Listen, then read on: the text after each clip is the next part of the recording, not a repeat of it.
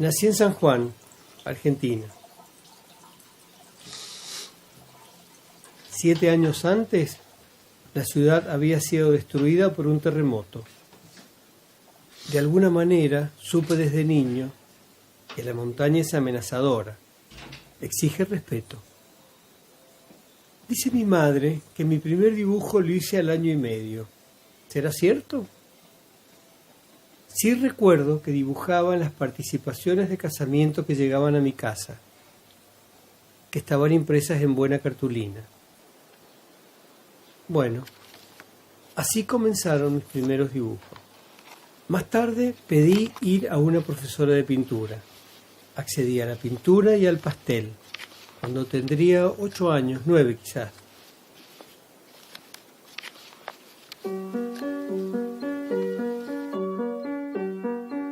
Poco después quise estudiar música y empecé a tomar clases de piano que siempre me fascinó. Hasta que un día llegó mi padre y dijo: este niño está mucho tiempo adentro de la casa. Fuera, a jugar al fútbol. Nunca me gustó el fútbol.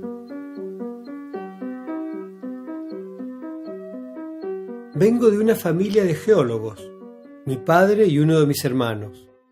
La montaña estuvo presente en mi vida desde siempre. De niño nos llevaban al campo, recuerdo, a los 3 hermanos varones. Nos vestían de overol y a jugar por días. Mi padre explotaba unas minas de mica en Valle Fértil, al norte de San Juan. Cuando íbamos a visitarlo, parábamos en la casa de doña Bocha Quiroga, una estanciera criolla. Tenía un ranchón sanjuanino típico, de paredes altísimas. Recuerdo los miedos para dormirnos de noche y recuerdo también que fue mi primer contacto con la luna llena en pleno campo y mi primer contacto con el mundo de los mitos y las creencias populares, con la muerte de los animales, con los aparecidos. Yo escuchaba y miraba, atento. No imaginaba que tiempo después, cuando me convirtiera en pintor, tomaría estos temas como objeto de mi hacer. La religiosidad popular, el trato con el más allá, ese modo asombroso de entender el mundo de otra manera. Exploré los mitos populares de mi lugar y de Latinoamérica, que se desarrollan en el límite entre la realidad y el mito. Bueno, de hecho fui cofundador de un grupo que llamamos El Mito Real. Mi primer viaje a la cordillera lo hice con un grupo de amigos a los 20 años. Ya estaba estudiando arquitectura en Buenos Aires y me invitaron a sumarme. Iban a cazar guanacos. Acepté, pero no quise llevar armas, solo mi cámara de fotos. Así descubrí la cordillera a caballo. Me sorprendí con la sabiduría de los vaquianos para moverse en ese medio que los urbanos no advertimos, como el sentido del viento para la orientación, las sombras, el cielo, las nubes. Fue mi primer contacto con la inmensidad. Más adelante me tocó viajar al Ecuador muy seguido y fue allí donde descubrí a los pintores viajeros del siglo XVIII y XIX, que iban a esas latitudes a descubrir el mundo que aparecía como nuevo. Los científicos traían consigo a pintores, grabadores y dibujantes, que venían a describir lo que veían. En rigor, estaban haciendo una propuesta plástica colosal. Ellos me dieron una gran idea. Yo iba a hacer lo mismo, pero como una acción contemporánea.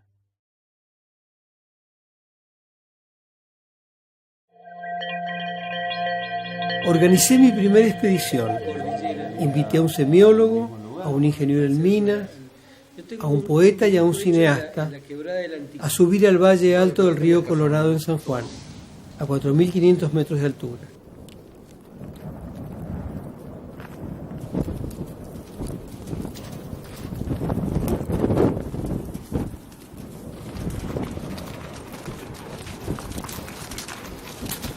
Es un enorme plató de color rojo vivo, desde donde se divisan cerros de más de 6.000 metros, entre ellos el Mercedario, el segundo cerro más alto de América después de la Aconcagua.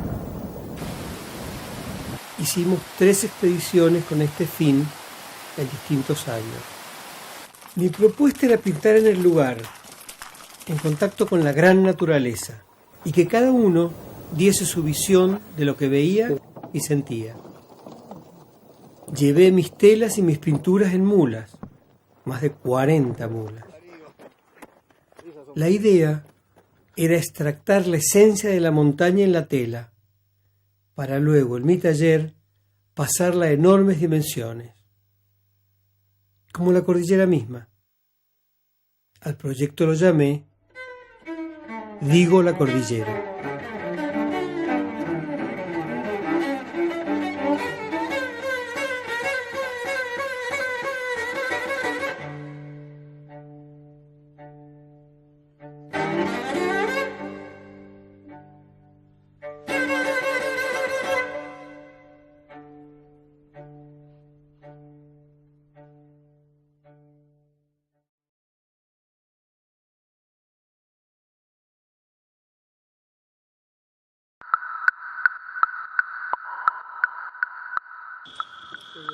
La meta siguiente fue la cordillera selvática, las yungas jujeñas, que en rigor no es cordillera. Cuando se produjo el plegamiento, se formó una barrera natural que detiene los vientos que vienen de la selva paraguaya y descargan su humedad allí.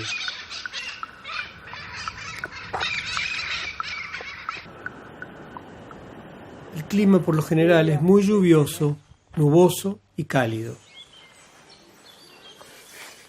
Para poder pintar en estos lugares, inventé unos enormes bastidores de aluminio que pudieran plegarse, cargarse en un vehículo y luego armarlos en el lugar elegido. Preparé grandes lonas con ojales en el perímetro. De esa manera, tenía una tela enorme en pocos minutos en el medio de la nada.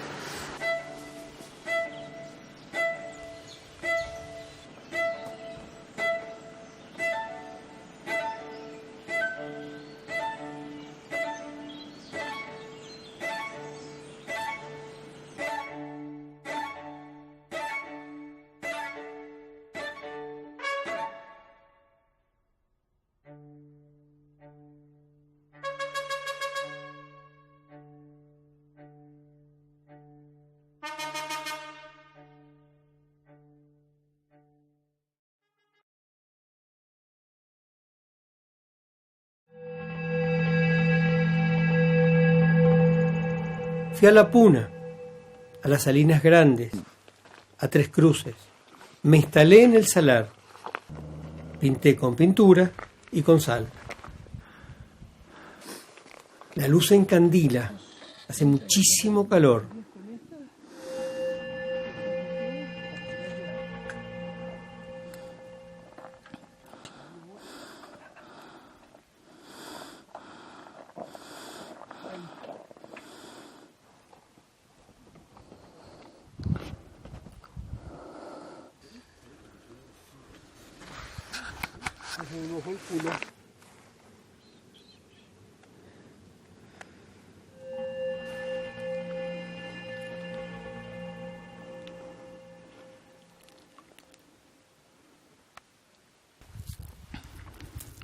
También llevé una tela de 50 metros de largo.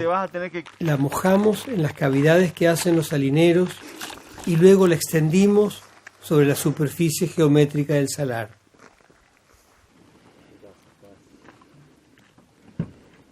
Hicimos un calco de esa superficie sobre la tela.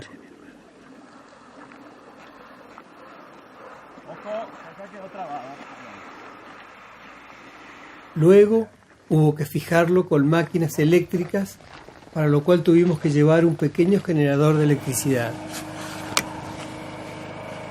Yo quería presentar el salar en la sala.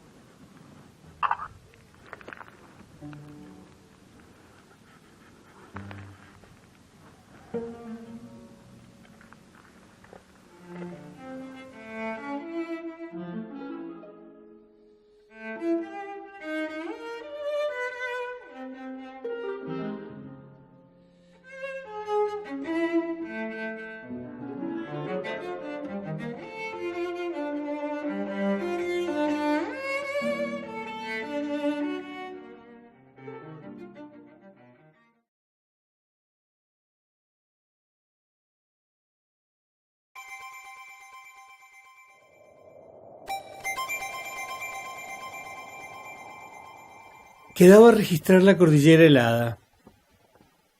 Me fui al Chaltén, al Cerro Fitzroy, en la Patagonia Argentina.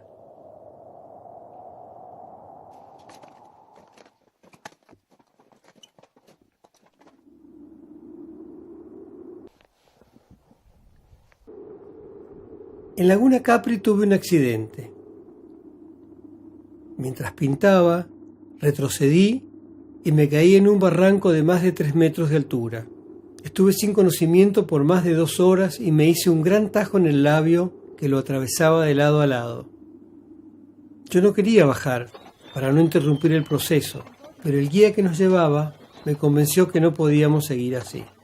Luego de 4 horas a pie, llegamos, a las 3 de la mañana, al centro médico del Chaltén. Me dieron 9 puntos en el labio. Eso me obligó a permanecer un par de días en el pueblo. Luego, subimos nuevamente. A pintar en altura. Esta vez al pie de uno de los cerros más bellos que conozco, que es el Fitzroy o Chaltén, cerro que fuma, como lo llaman los lugareños.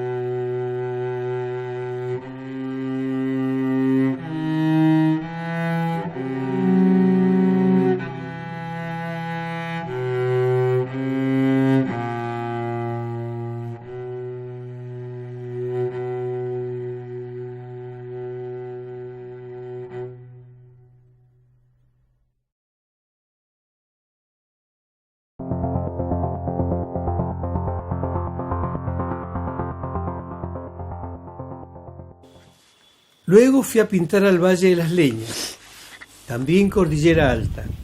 Una tarde de muchísimo frío, el cielo estaba encapotado y no corría una gota de aire. El color de la nieve y el del cielo eran uno mismo. Las piedras funcionaban como líneas sobre un plano monocromo. Yo me dije, ahí está mi cuadro. Así surgió una serie de pinturas a la que denominé Serie del Silencio.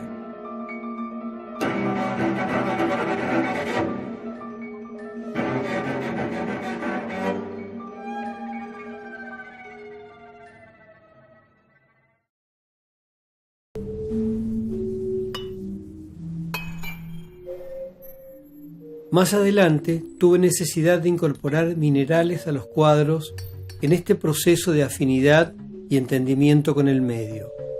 Entre los minerales encontré casi por casualidad polvo de cobre y de oro, que los incorporé en mis trabajos. Óxidos también. Dejé de lado las pinturas tradicionales y comencé a trabajar con estos materiales. Realicé una serie que llamé El Oro de América. Cada cuadro tiene el nombre de una mina de oro de Argentina, Chile, Perú, México y Colombia. Hay cierta sorna en el espíritu de estos cuadros, debo decir.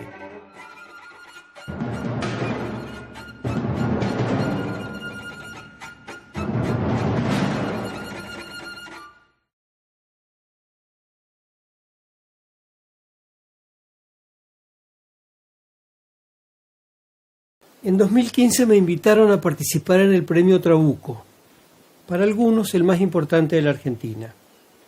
Hacía mucho que no me presentaba un premio, pero acepté el desafío. Pensé qué hacer y no sé por qué elegí lo que más me intranquilizaba, ir por un nuevo rumbo. Justo en ese momento estaba pensando alrededor del fenómeno denominado antropoceno.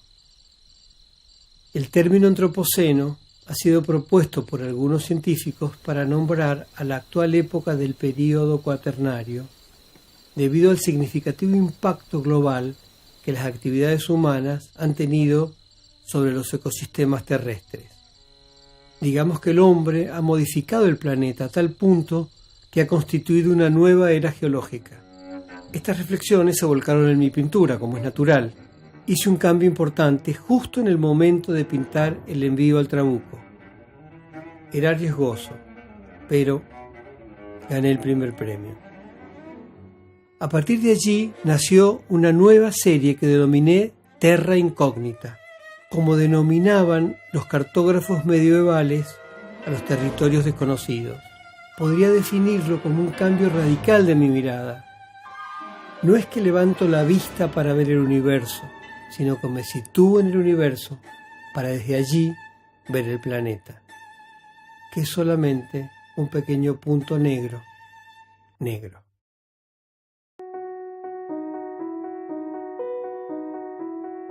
En un momento compré una pequeña extensión de campo en las cercanías de San Juan, rodeado de viñedos y de cerros. Ahí construí mi taller primero y luego mi casa, donde vivo con mi familia. Guardo una relación muy especial con este lugar. Me aísla y me conecta a la vez. Me aísla para concentrarme en mi rumbo, en mis intereses, en mis reflexiones sobre el papel del artista en la sociedad. Y me conecta fuertemente con la naturaleza y con el mundo. Un artista tiene que estar ligado a su medio, porque el artista dice lo que es como persona en un determinado tiempo y como pequeño engranaje de la cultura global. Solo desde ahí se palpita el mundo.